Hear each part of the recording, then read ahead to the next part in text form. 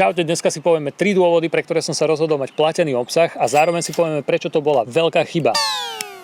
Nie je tomu tak dávno, čo som si dával na Instagram také hlasovanie, že čo si moji fanúšikovia myslia o exkluzívnom platenom obsahu a o všetkých týchto subscription a členstvách. A boli tam celkom zaujímavé výsledky, že generalizovaná odpoveď bola, že nie, že proste nie, že je to ťahanie peňazí od fanúšikov, ale zároveň tam bolo, že vlastne väčšina by o ten exkluzívny obsah mala záujem. To je celkom akože for, čiže keď to zoberiem ako celok, tak exkluzívny obsah áno, jasné, chcel by som aj tipy, aj triky, aj ako cestovať, aj všetko, ale zaplatiť asi skôr nie. No nič, v každom prípade prvý dôvod, pre ktorý som išiel do plateného obsahu je, že som to chcel vyskúšať. Skrátka taká nejaká obyčajná chlapčenská zvedavosť, že čo to dá. Poznáte ten pocit, že zrazu vám vyskočí na Instagrame alebo na Facebooku taká tá notifikácia. Tak jedného dňa mi tam vybehlo, že subscription. Vyskúšajte špeciálny super promo platený obsah pre svojich fanúšikov. Čo to je? Ako to funguje? Hovorím si, prečo nie. Samozrejme, že som bol aj zvedavý, že keď si to tam akože zapnem, takže ako ľudia na to budú reagovať, že či to uvidia, či sa tam niekto prihlási, či sa tam niekto neprihlási. Samozrejme, že som si to zapol hneď, ešte som ani nemal žiaden exkluzívny obsah premyslený, ani nič podobné, proste vybehlo mi to tam, jasné. Ja sa s touto myšlienkou ako keby plateného obsahu pohrávam už veľmi dlho, lebo nikdy nejakým spôsobom som nechcel tvoriť len preto, aby som tvoril. A dnešné sociálne siete naozaj doslova, že nútia týchto creatorov a tvorcov proste tvoriť kvantitu.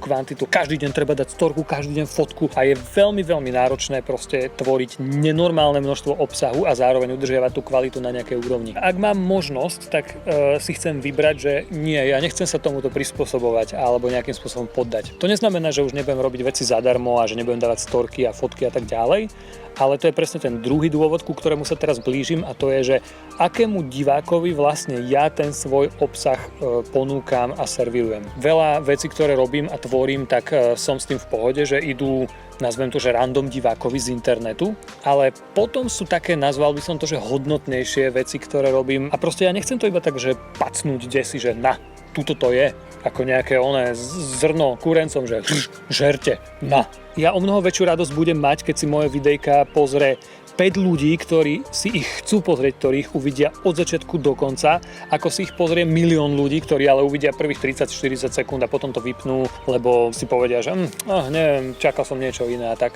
Ja to hrozne cítim aj na našom Instagrame, aj Facebooku, že keď niečo nepridám proste každý deň, tak hneď 30 ľudí dole, 40, nie že tí ľudia samotní ma unfollownú, ale ten algoritmus Instagramový vyhodnotí, že aha, ty si už dlhšie nevidel tohto týpka, jeho obsah, tak dobre, tak ja ti ho rovno odfollownem, na čo ho budeš mať túto v tomto zoznamčeku. Čiže prvý dôvod bol, že som to chcel skúsiť, druhým dôvodom je teda divák, ktorému servírujem svoje videá a svoj obsah. Poďme na tretí dôvod a tým sú peniaze, samozrejme. Predstavte si skrátka všetky tieto digitálne veci v reálnom svete. Predstavte si, že vyrábate nábytok. Strašne vás to baví, milujete to, robíte to od rána do večera, pretože vás to naplňa, je to vaše hobby, totálne tým žijete. Jasné, že urobíte nábytok túto kamošovi, jasné, že urobíte nábytok celej rodine, ale jedného dňa, keď proste už ste minuli tonu dreva a klincov a neviem čoho všetkého možného, tak si proste poviete, že stačí, ja už to proste nemôžem robiť pre všetkých zadarmo. Veľakrát sú tieto veci prehliadané v tom digitálnom svete. Lebo však videjko, to si chytím telefón a si natočím videjko, hotovo. Áno, ale to je asi ako keby som povedal, však nábytok, to iba chytím, zbúcham desky a hotovo. Áno. Chcete odo mňa nábytok, ja vám túto zbúcham desky a hotovo. Chcete videjka a fotky a storky z krásnych miest? Je ich plný internet, je to zadarmo, choďte si to pozrieť tam. Chcete know-how, chcete tipy a triky? Je toho plný internet, choďte si to pozrieť tam. Chcete neplatený obsah? Googliť. Peniaze sú ako keby iba nejakým takým nástrojom. Áno, ja vám spravím ten obsah a vy mi dáte naspäť ten dopamín vo forme toho čink. Je tam ten ako keby vzťah mňa s tými fanúšikmi, aby som to proste robil lepšie pre nich aj pre seba. A jeden vzťah podľa mňa viac taký, neviem, taký hodnotnejší, neviem to presne opísať. No a ako som slúbil, povieme si aj, že prečo to bola chyba. Ja osobne to nevnímam ako chybu, ale keď som sa s jedným kamošom marketérom o tom bavil, tak ten ma za to úplne zotrel proste, že kámo, veď ty nemáš 100 000 followerov, čo si sa zbláznil, aký ty si chceš robiť platený obsah. Keby ty si bol nejaký známy influencer alebo youtuber, tak dobre, jasné, tak si spravíš platený obsah, aby si na tom zarobil, jasné, dobre, ale však toto je úplná blbosť, veď to nemá zmysel, na čo tebe bude platený obsah. Že úplne to zmietol zo stola. Totálne ma vysmial, že som sa proste úplne zbláznil, že prečo som sa takto rozhodol, ale to je presne to, že ono to nemá nejaký komerčný zmysel, lenže ono pre mňa to ani nemá mať komerčný zmysel. zmysel. Ja chápem, že to svetské vnímanie, ktoré ako keby funguje cez tie konsekvencie, že všetko musí mať nejaký zmysel a tak ďalej. Ja nečakám, že na tom idem teraz akože zarobiť, že to není ako keby môj point.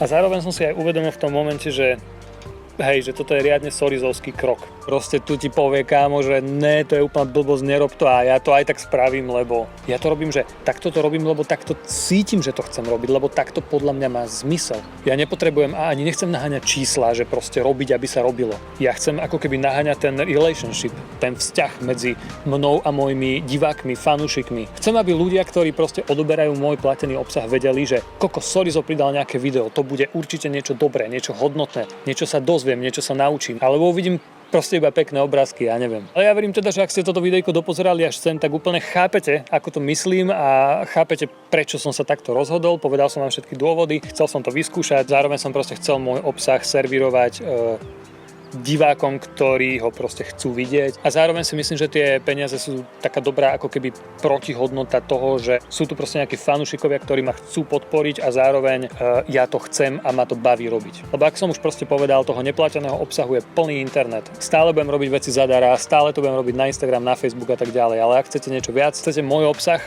môžete sa stať členmi na mojom Hero alebo teda na Instagrame, je to isté a tam bude viac. Ďakujem vám veľmi pekne za pozornosť, nezabudnite, ak sa vám videjko páčilo, mi dať like, follow a všetky tieto veci, ktoré tí supermarketéri hovoria, že máte spraviť a že ja ich musím povedať, lebo vraj ak ich nepoviem vo videu, tak vy ich potom nespravíte. Takže verím, že ste to práve spravili a tí, čo ste mojimi Hero členmi alebo teda členmi na Instagrame, tak ideme si povedať ešte ďalšie 2 dôvody, pre ktoré som sa tak rozhodol a ideme si aj povedať, že prečo Je nám teplo bolo také brutálne úspešné. A má to podľa mňa súvisť presne s touto témou. Platené a neplatené veci. Ak chcete vedieť, tak sa sem prihláste a ak si to ešte chcete rozmyslieť, tak zatiaľ čaute. No dobre, toto bolo veľmi rozsiahle rozprávanie o tom, prečo som sa rozhodol mať platený obsah. Verím tomu, že vám to niečo dalo a ďakujem vám veľmi pekne, že ste práve vy mojimi fanúšikmi. Teším sa už teraz, ako budem robiť ďalšie video a dúfam, že nebude takto fúčať, lebo za chvíľu zamrznem. Budem sa tešiť naozaj z akéhokoľvek zdieľania alebo nejakého hej, počuj, čekni si to, sorry, zarobiť fakt dobré veci. Fú, podľa mňa toto video má 58 minút, môže byť, no. Stop.